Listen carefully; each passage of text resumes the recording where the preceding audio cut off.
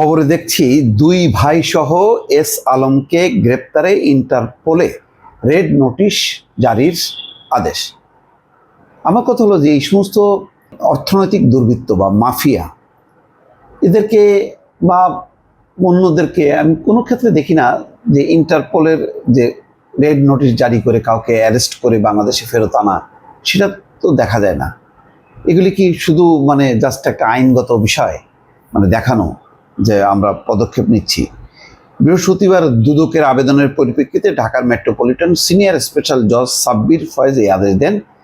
অপর দুজন হলেন এস আলম গ্রুপের ভাইস চেয়ারম্যান আব্দুস সালাম এবং পরিচালক আবদুল্লাহ হাসান।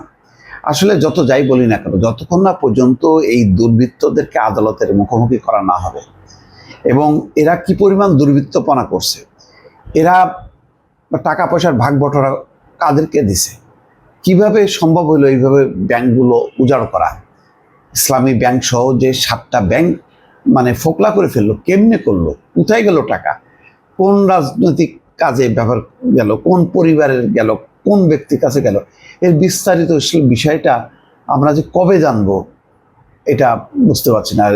এই যে রেড নোটিশ জারি হলো তাদেরকে গ্রেপ্তারে, সেটা কি আদৌ কার্যকর হবে কিনা কিছুই আমরা কিন্তু দেখি না তার ফলাফলগুলো। দর্শক।